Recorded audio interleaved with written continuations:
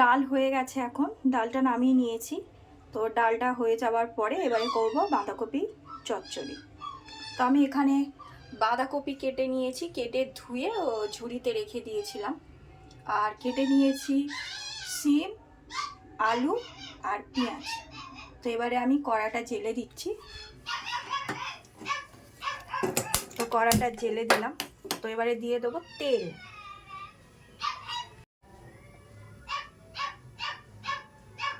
তো কড়াতে দিয়ে দিলাম তেল। তেলটা এখন একটু গরম হতে দেব। তেলটা গরম হলে তারপরে আমি ওইগুলো ওর মধ্যে দেব।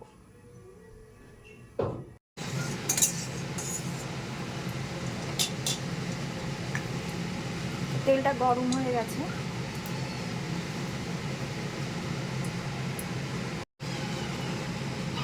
তো তেলটা গরম হয়ে গেছে। তেলটা গরম হয়ে গেলে দেব হচ্ছে 5 ফোড়ন।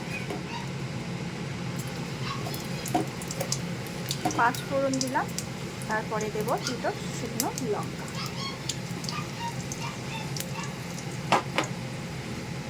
শুকনো লঙ্কা দেওয়ার পরে দেব পেঁয়াজ।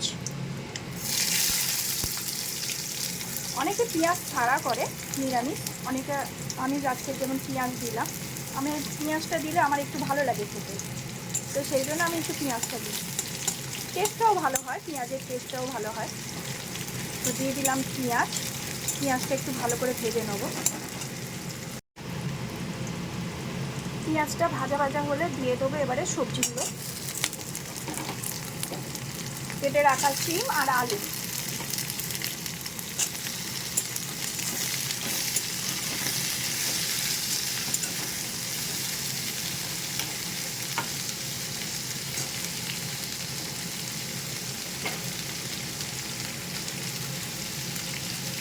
তো সিম আলুটা ভালো করে একটু নাড়াচাড়া করে নেব, একটু ভেজে নেব ভালো করে।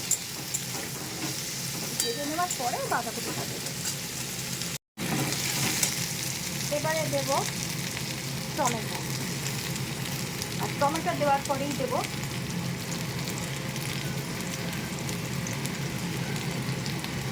নুন। তো নুনটা দেওয়ার পরে আমি টমেটো আর নুনটা যাতে ভালো করে একটু মিশিয়ে নেব, নরম না হওয়া পর্যন্ত। তারপরেই আমি এরই মধ্যে দিয়ে দেব সামান্য লঙ্কা গুঁড়ো। যে যতটা পরিমাণে ঝাল খাবে সে ততটা পরিমাণে দেবেন। আমাদের একটু ঝালটা ভালোবাসে, তো সেই জন্য আমাদের লঙ্কাটা একটু বেশি করে দিলাম। তারপরেই দিয়ে দিচ্ছি জিরে গুঁড়ো। তারপরেই দিয়ে দেব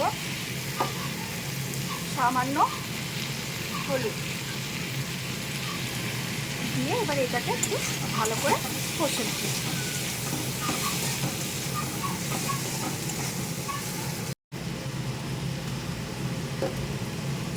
দিয়ে দেবো একটু আদা বাটা।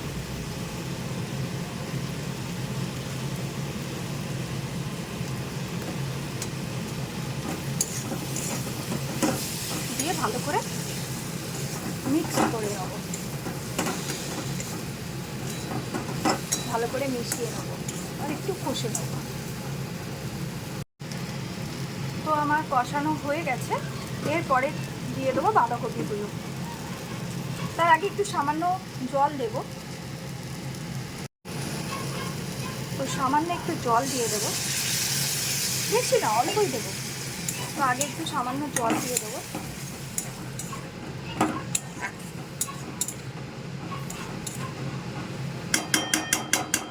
দিয়ে এবারে বাঁধাকপিগুলো ওর মধ্যে দিয়ে দেবো। তো বাঁধাকপিটা একটু কচি আছে, ওই জন্য জলটা কম দিলাম। কারণ এখন নতুন বাঁধাকপি তো জলটা একটু কমই লাগবে, কারণ এরও একটু জল বেরোবে।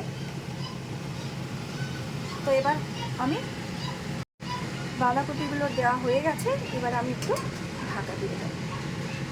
ঢাকা দিয়ে একে কিছুক্ষণ হতে দেবো। এবারে আমি ঢাকাটা খুলে নিচ্ছি, কারণ ঢাকাটা তুলে দেব হচ্ছে কাঁচা লঙ্কা।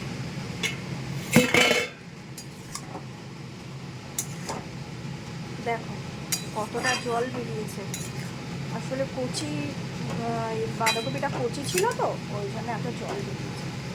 তো একে আমি দেব, এবারে দেব এর ওপরে কাঁচা লঙ্কা।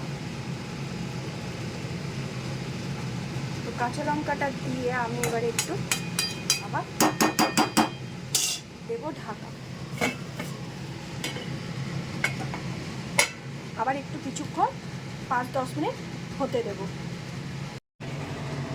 তো ওইদিকে ওটা হচ্ছে, এদিকে আমি বেগুন কেটে নিয়েছি, হবে আজকে বেগুনও ভাজা, বেগুন ভাজা আর বাঁধাকপির চচ্চড়ি আর ডাল আজকের মেনু। তো আমি হলুদ মাখিয়ে নিচ্ছি, হলুদটা মাখিয়ে একটু কিছুক্ষণ রেখে দেবো, তারপরে আমি এটা ভাজবো। এদিকে কড়া বসিয়ে দিয়েছি বেগুনটা ভাজবো বলে। এইদিকে হচ্ছে বাঁধাকপির চচ্চড়ি, ওটা এখনো হচ্ছে, এখনো কমপ্লিট হয়নি। তো এইদিকে আমি বেগুনটা ভেজে নেব। তো বেগুনটা আমি গরম হয়ে গেছে, দিয়ে দেব।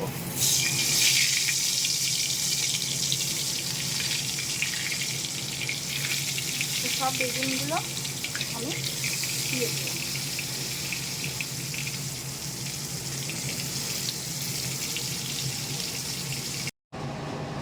তো বেগুন ভাজাগুলো হয়ে গেল, বেগুন ভাজাগুলো রেডি হয়ে গেল।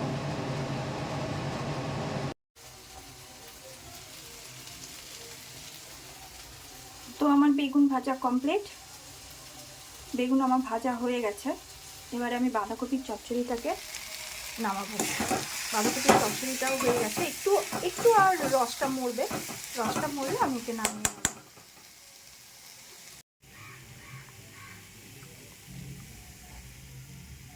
তো রেডি আমাদের বাঁধাকপির চচ্চড়ি। এবারে নামিয়ে নেবো বাঁধাকপির চচ্চড়িটা, নামিয়ে একটা বাটিতে ঢেলে নিই।